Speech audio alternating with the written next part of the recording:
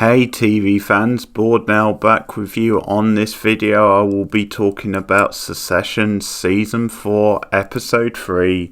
It is called Connor's Wedding, and well, how to respond to this one. It's a really game-changing episode of this season, a truly knockout stunning blow which I did not see coming. I still don't know how to react to what went down in this episode. It was absolutely crazy.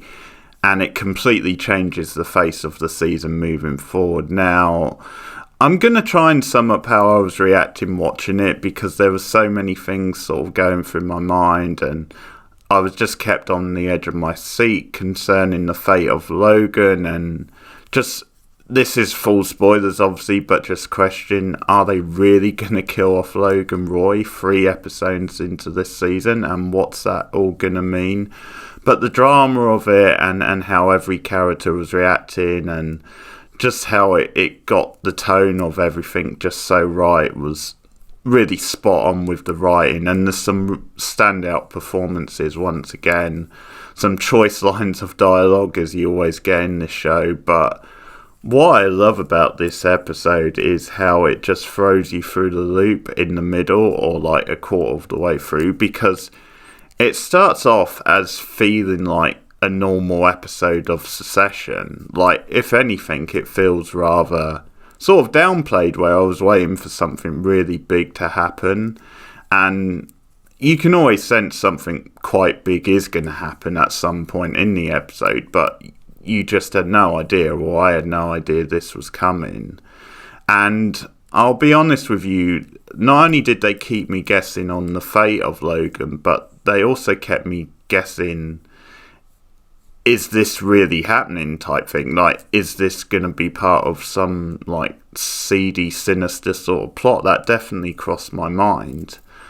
Like, just because I wouldn't put it past him, and also because of the way the episode starts. Before Logan gets on the plane to Sweden, he's talking to his team, he's talking to Carolina about how it's time to execute the next plan, about how it's time. He mentioned something to do with Shiv, so like he seems to have something sinister planned for her, like some kind of revenge style plan.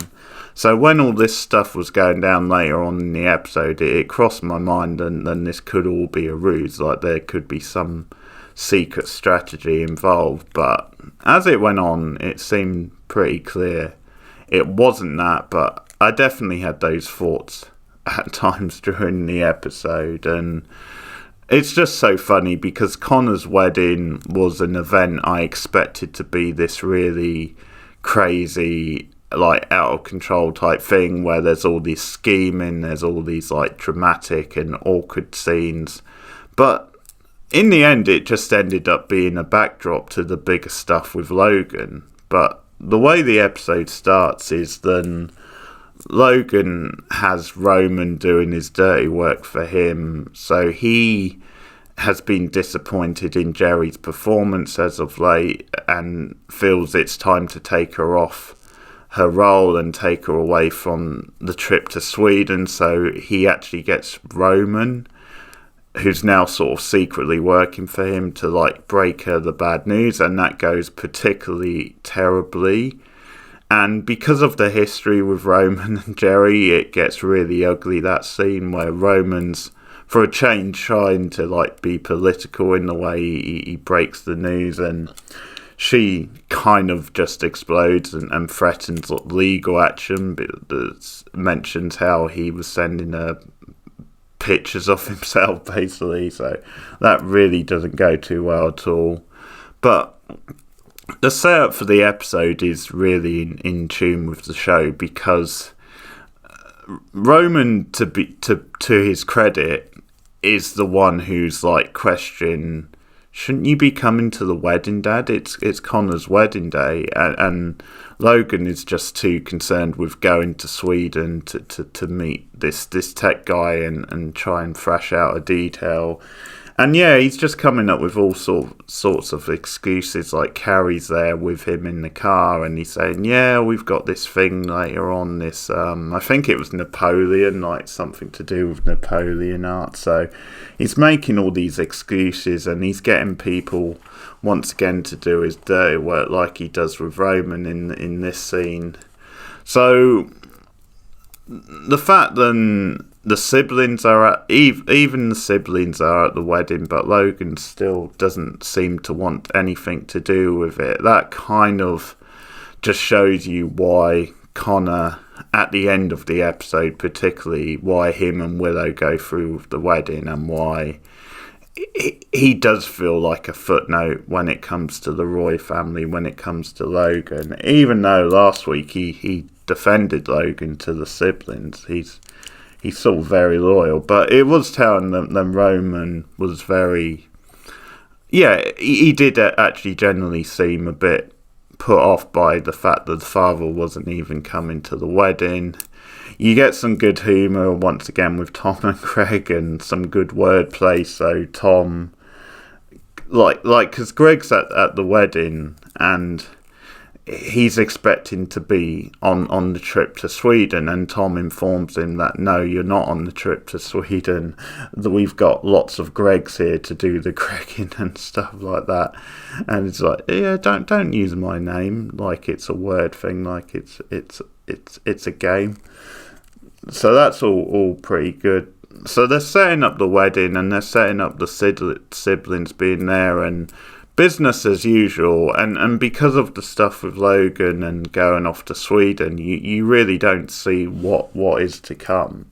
And that's like also the loony cake, that's another great line. I mean, poor Willow at this wedding feeling even more cussed off, but like, yeah, it's a mention of a loony cake, which, because they're still coming up with which cake they're going to use, and it's referred to amusingly, or rather darkly, as the loony cake because they fed it to their mother years ago, like before she was carted off to the asylum, basically. So that's another really awkward exchange. But yeah, the whole drama over Logan, who apparently collapses and passes out, and he's having chest problems, heart problems, and they're trying to give him CPR throughout.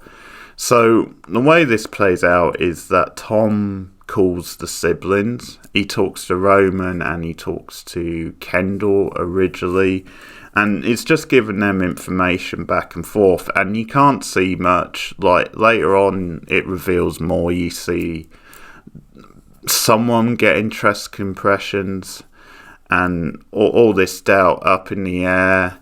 And what's great about this as a drama, as like what makes it so unpredictable and dramatic, is we're seeing it pretty much from the siblings' point of view. So we can't actually see what's happening on the plane and what's happening to Logan. And this is what I mean. This is why it partly crossed my mind and this could be some sort of trick, because for a while we only see Tom on the phone, like we see his face, and we just see the phone conversation back and forth with Kendall and with Roman. So we don't actually see anybody else. We don't see like Logan on the floor, him getting CPR. We don't.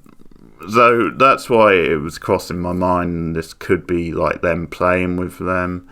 And there's a sense of that when we're with the siblings. We're finding out things as they are, but we're also in the dark. We've only really got the information from Tom on the other end of the phone. So this is all really great tension and drama. And slowly you get more, because you do see them giving chest compressions to someone on the floor. You don't actually see them, it's Logan. And so there's, in my mind anyway, there's a little bit of a doubt, like if it was really Logan. But then even if it is, there's just all this build up and all this tension over, is he actually dead or alive? Because at one point for a long time it's looking the worse for wear, and it's definitely heightened for drama. But the logic of it is that they need to get a doctor in, they need to land the plane so that they can get a doctor to look at him, and that's the only way they can confirm whether he's dead or not. But it's like, for a long time, it's not looking very good. But yeah, the tension of it and the siblings' reactions, and like Tom is great getting them to like say things into the phone to the father just in case he can hear. And I think just the initial reactions are so well done. Like, once again, with it being Secession and with them having this very awkward relationship with the father, and like almost a love-hate type relationship, that their like words to him are pretty fitting. So like Tom just saying, or sorry, like Roman just saying, "You're a monster, you'll make it through, son of a bitch," that kind of thing. And Kendall's reaction is like spot on, and they eventually get Shiv, and once again Sarah Snook does some great acting in this episode. Like, she really seems emotionally drained as we get to the end of the episode, but all the back and forth, all the wondering about, like, just give us update, because at one point Kendall tries to get through to the pilot, and then like one of the representatives is saying, no, well, he's flying the plane, you can't do this. And all the while, like, they're just playing with us in this brilliant way, because I was like, oh, come on, tell us, like, what's going on? So it crossed my mind that Tom was, like, partly fucking with them. But this is classic Succession, I think, and they just strung it out so long, it just made for some great drama and tension. And then eventually, once they were convinced that he was pretty much dead.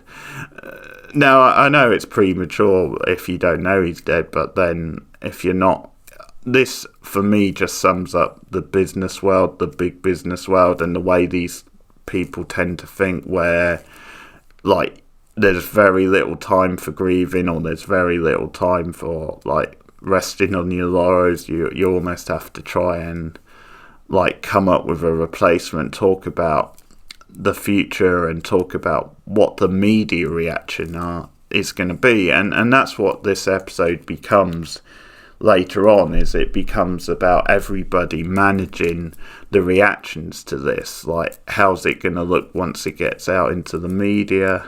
A big thing is like the stock options. Like, are the stock options going to drop if we let this out? Like, how to control it, because they show you later on the stock has like gone up type thing. But there's all this stuff, like, because the siblings are generally like horrified and just totally like stressed out. But like eventually they have to turn their attentions to like how they're going to manage this and the aftermath, and whether they're going to be a part of the press conference to announce this.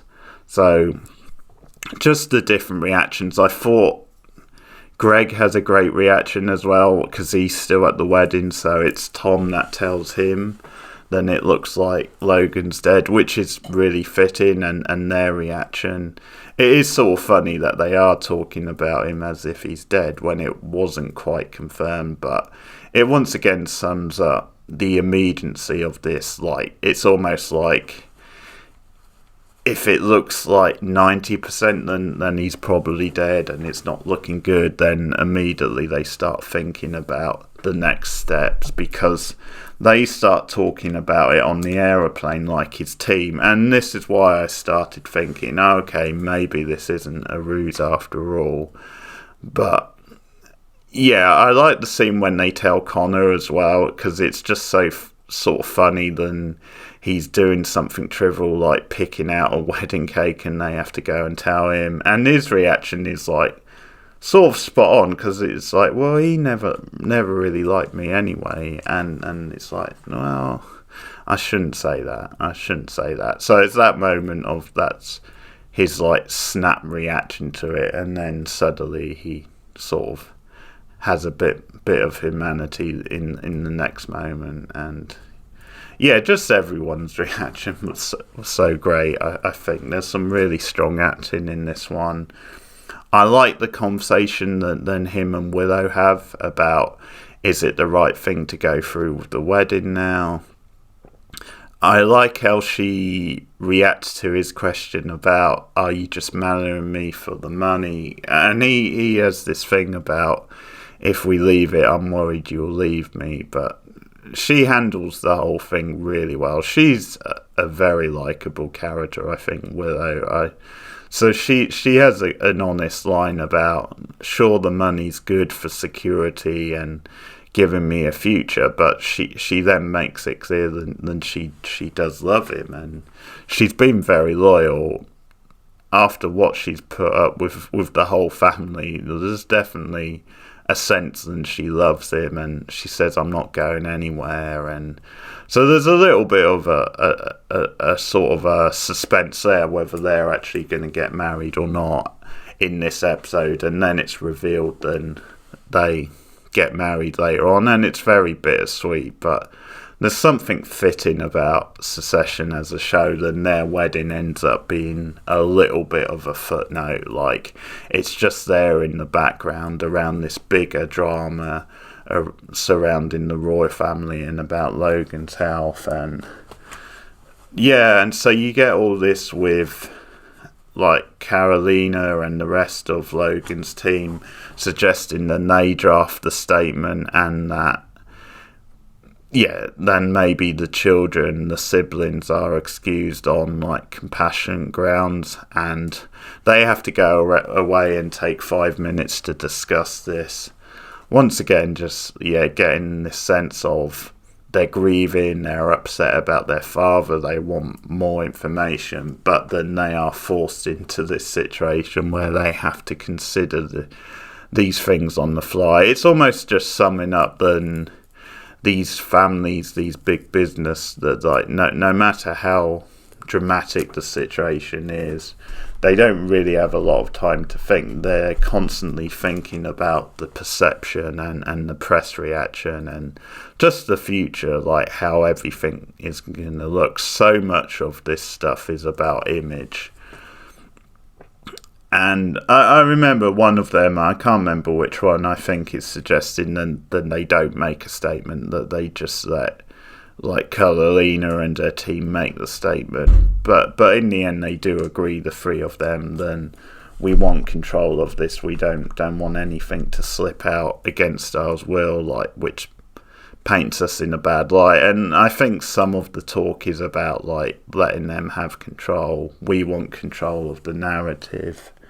I also like the stuff with Roman when he's like determined to believe that Logan isn't dead, because they still haven't got word at this point. They're still on the ship, and you sort of get the hijinks and the farce of the ship then docking and taking off when they obviously want to stay on land and go and try and be with their father or get more information. That just adds to the whole shenanigans, if you like. But yeah, I did like Roman's reaction where he's like, yeah, stop talking about it like it's definitely done until we hear that from a doctor.